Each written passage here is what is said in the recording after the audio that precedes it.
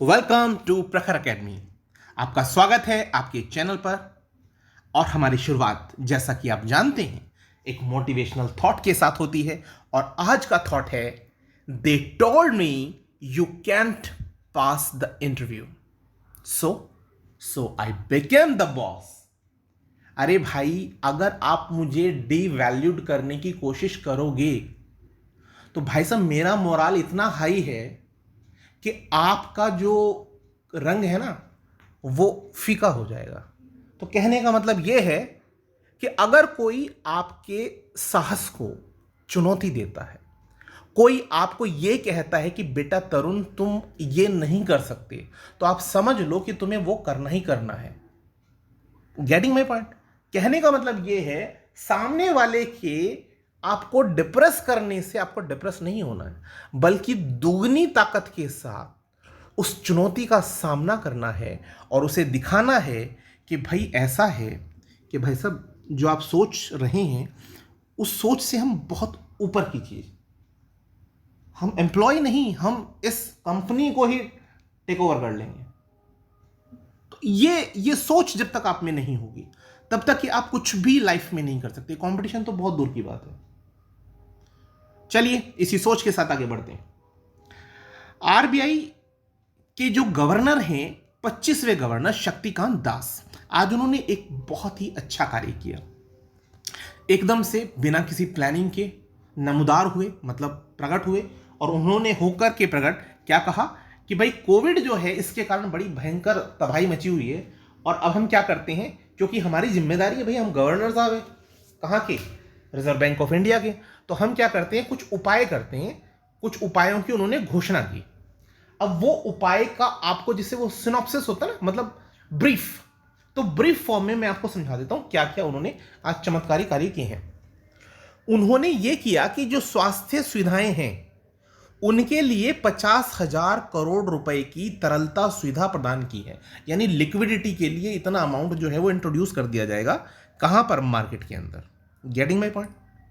तो जिसकी सहायता से क्या किया जा सकता है, जैसे आपके मेडिकल इक्विपमेंट्स हो गए, जैसे कोरोना की वैक्सीन ही खरीदनी है, या आपको कोई पीपी किट खरीदनी है, या आपको वट मतलब जैसे वेंटिलेटर लेना है, ऑक्सीजन के लिए कॉन्सेंट्रेटर लेना है, कुछ भी, मतलब जो भी चीजें आपकी मेडिकल हेल्प में होती हैं रिक्वायर्ड, उनके लिए इतने बजट की तरलता सुविधा प्रदान करने की बात की है। दूसरी बात, स्वास्थ्य सामग्री जो है उसमें 3 साल की अवधि के लिए आसान किश्तों पर लोन की सुविधा होगी, और उसके लिए अलग से बैंक जो है वो मेंटेन करेंगे एक ऋण बुक, उसको मेंटेन किया जाएगा। नेक्स्ट बात, 10,000 करोड़ रुपए के स्मॉल फाइनेंस बैंकों के लिए लंबी अवधि के रेपो ऑपरेशन की घोषणा की गई, जिससे इस कार्य को आसान किया जा सके। ठीक है। उसके बाद क्या है कि भाई जो आपकी केवाईसी होती है, केवाईसी का मतलब होता है नो योर कस्टमर। यानी बैंक है तो बैंक को ये तो पता होना चाहिए भाई मेरा कस्टमर कौन है। ऐसा थोड़ी वो डाकू लुटेरों के जो है वो खाते खोल देगा, ऐसा तो नहीं है ना। तो केवाईसी जो है वो नॉर्म्स हैं जो पहचान कराते हैं किसकी, कि आपका जो कस्टमर है वो है कौन। तो वो केवाईसी करेंगे। केवाईसी करेंगे कैसे? पर्सनली नहीं जाना है, वीडियो कॉन्फ्रेंसिंग जैसे होती है, तो वीडियो की सुविधा के माध्यम से उनको क्या कर दिया जाएगा, उनकी केवाईसी कर दी जाएगी। राज्यों को ओवरड्राफ्टिंग की सुविधा दी गई। ओवरड्राफ्टिंग आप समझते हैं, यानी जितना उनका लिमिट है उससे ज्यादा वो यूज कर सकते हैं, दैट इज कॉल्ड द ओवरड्राफ्टिंग। तो एक बहुत इंपॉर्टेंट बात, एक बहुत इंपॉर्टेंट टर्म है लोन रिकंस्ट्रक्टिंग।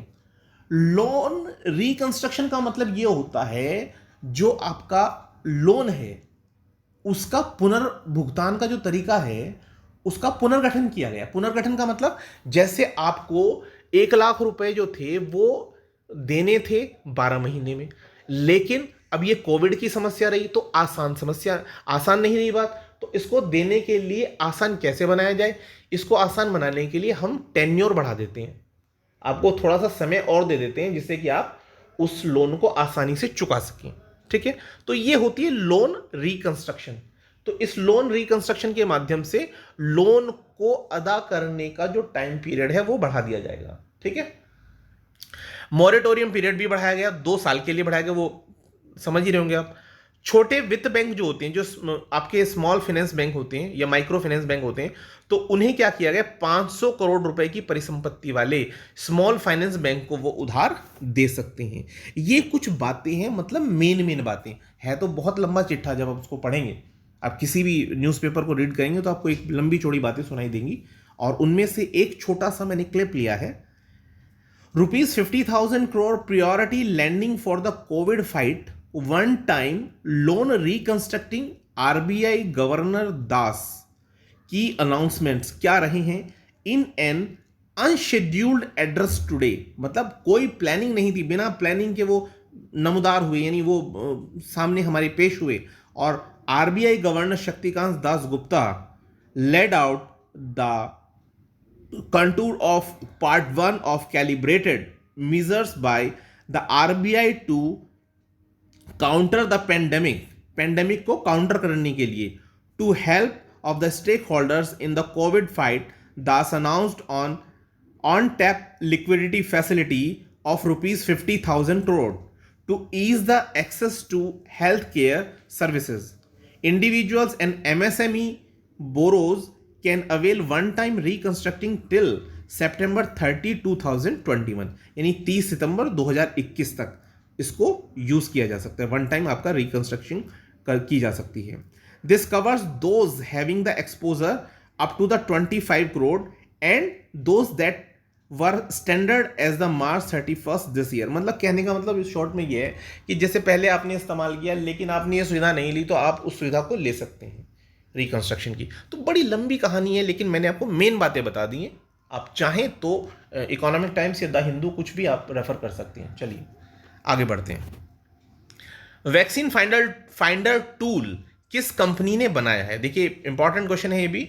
फेसबुक जो है उसने वैक्सीन फाइंडर टूल को बनाया है क्या इसमें कि देखिए आप जान रहे हैं कि कोरोना के टाइम में वैक्सीन मिलना मुश्किल हो गया था। अभी बहुत सारे प्लेसेस से सुनने में आ रहा था कि वैक्सीन खत्म हो गई, और ऐसा जब होता है, ऐसा हम सुन लेते हैं अगर, देखिए पहले कोई वैक्सीन लगवा नहीं रहा था, लेकिन जब सुना लोगों ने कि वैक्सीन खत्म हो गई, तो अब इतना ज़्यादा लोगों को करेज हो गया है वैक्सीन लगवाने का कि लंबी लंबी कतारें लगी हुई हैं, और एक मतलब एक पैनिक डेवलप कर दिया है कंट्री के अंदर कि भाई वैक्सीन है नहीं, बिना वैक्सीन के क्या होगा, ऑक्सीजन नहीं है।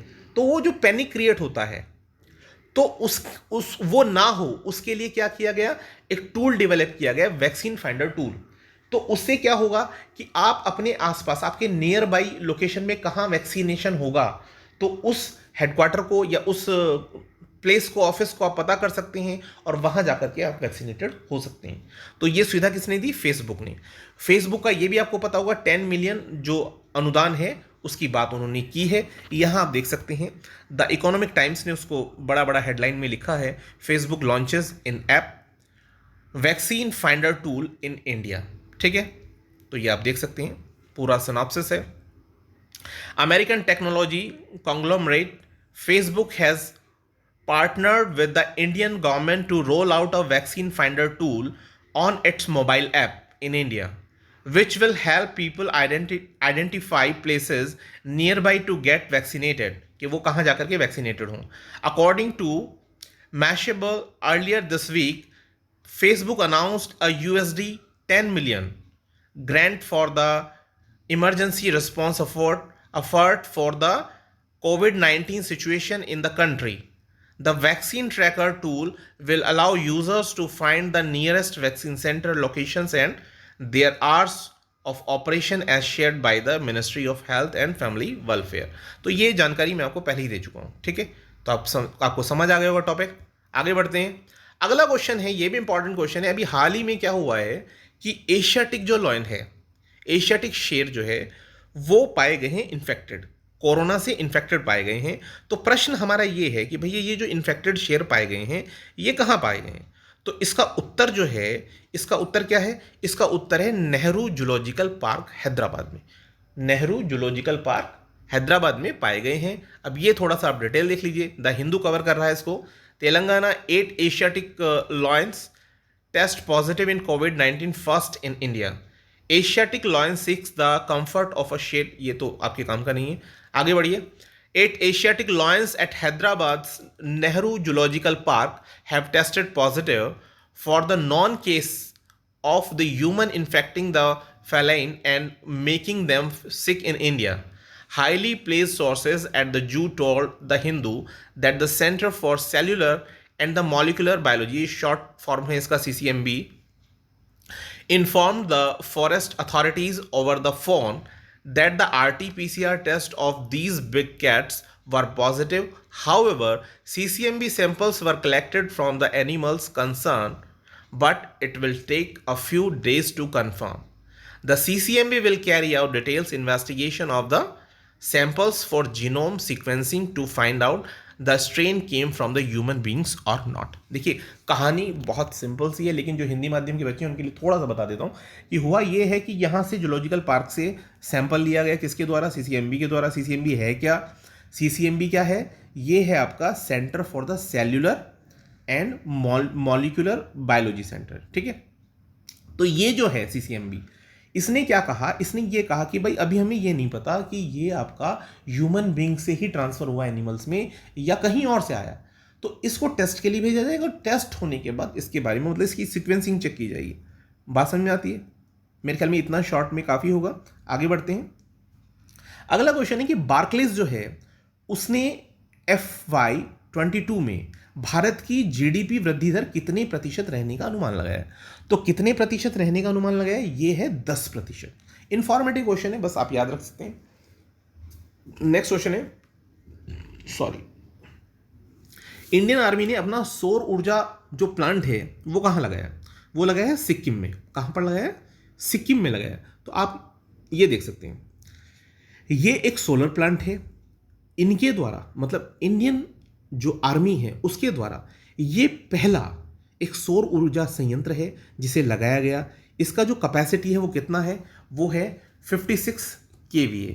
और कहाँ लगा है? ये लगा है नॉर्थ सिक्किम, यानी सिक्किम का जो नदर्न पार्ट है, ठीक है।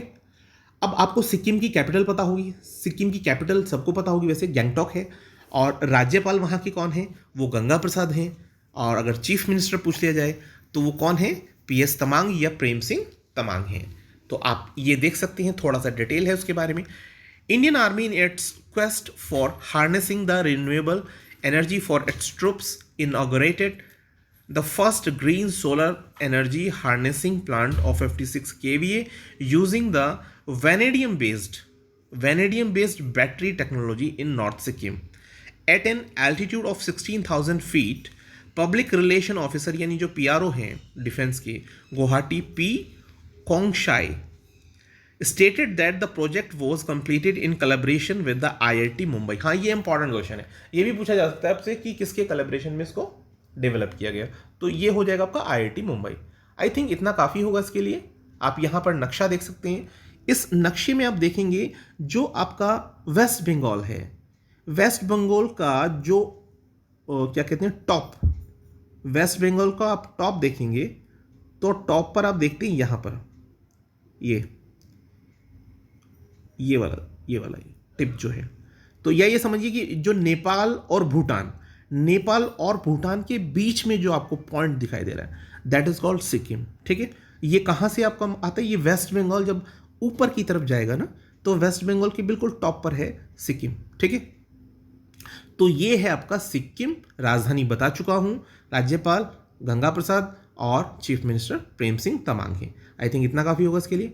आगे बढ़ते हैं। अगला क्वेश्चन आता है इसके बाद, पंडित देबू चौधरी जो हैं उनका हाल ही में निधन हुआ है, वो कौन थे? इंपॉर्टेंट क्वेश्चन है, आप इसको देख सकते हैं। वो कौन थे? एक सितार वादक थे और उनका नाम देवव्रत चौधरी भी है।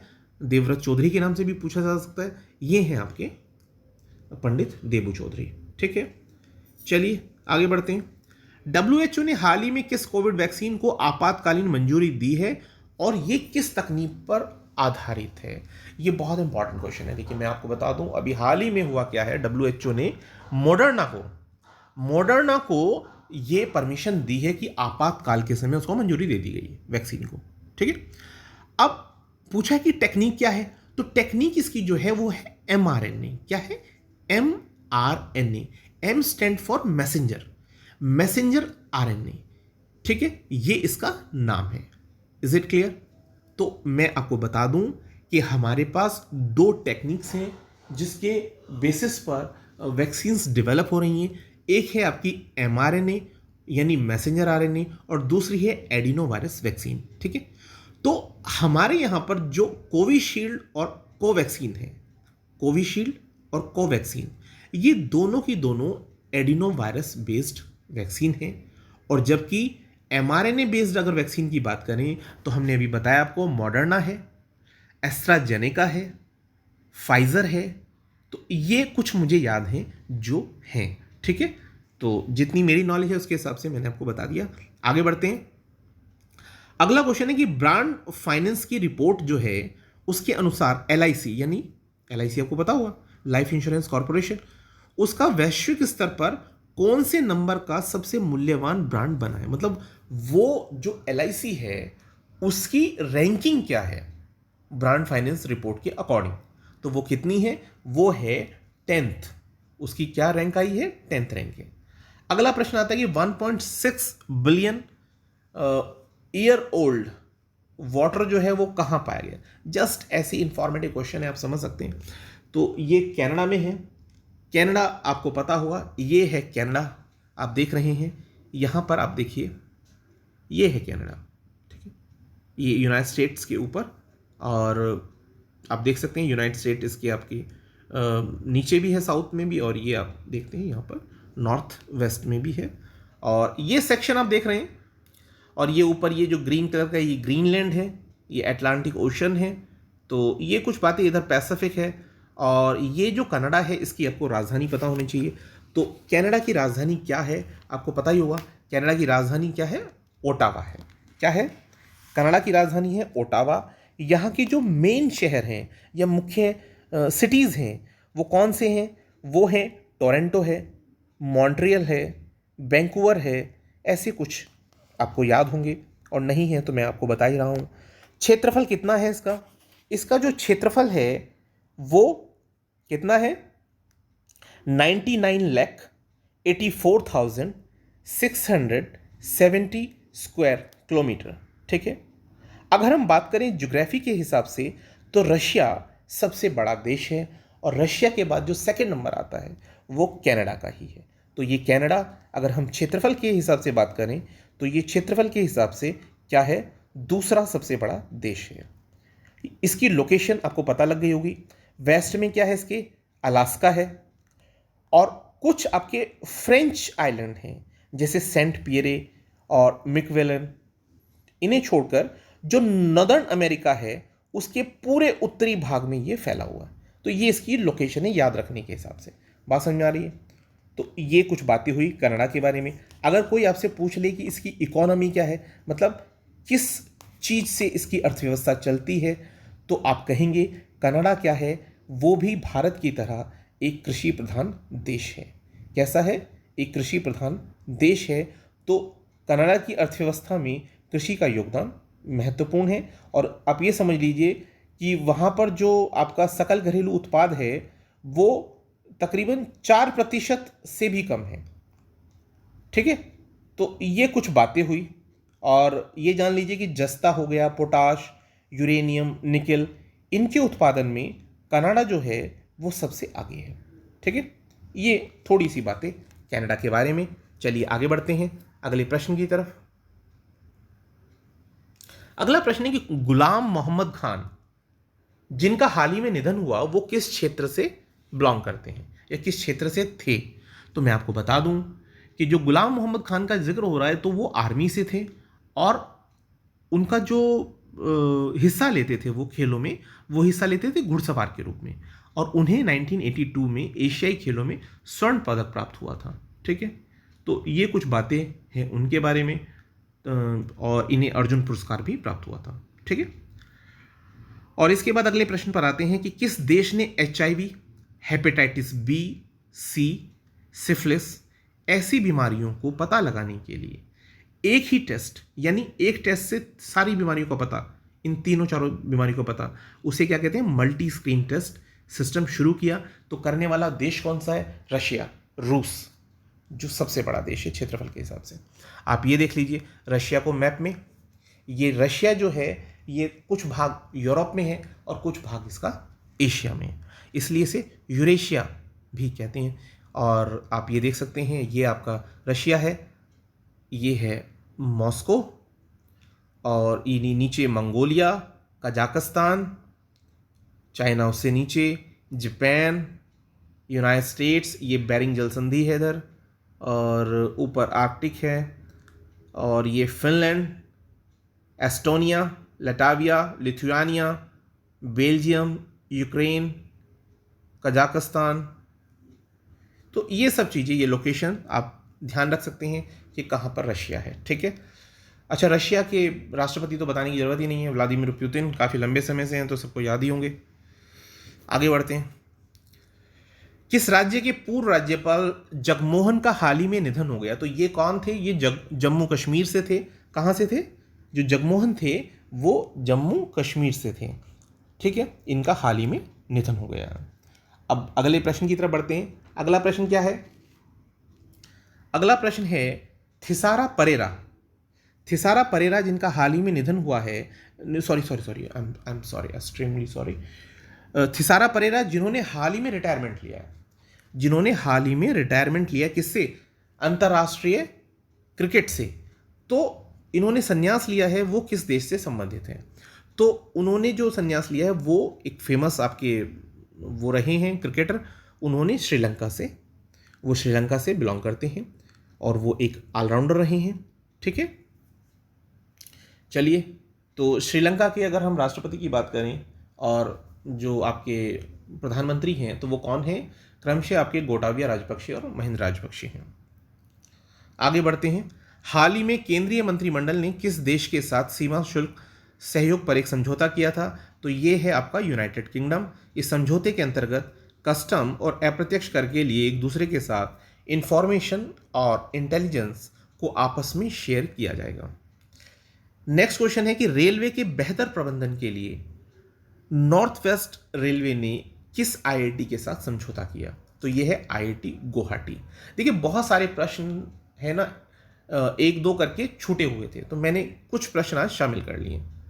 आगे बढ़ते हैं।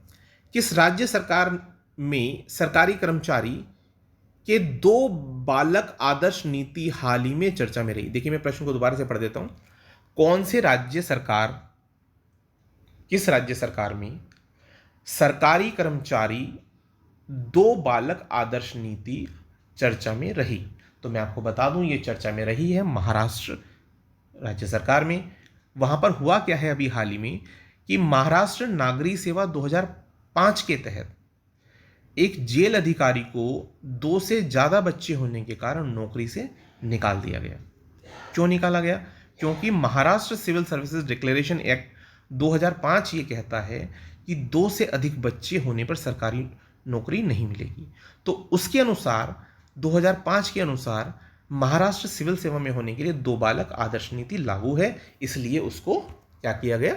निकाल दिया गया, ठीक है। ये इंपॉर्टेंट क्वेश्चन है इसलिए इसको आप याद रख सकते हैं।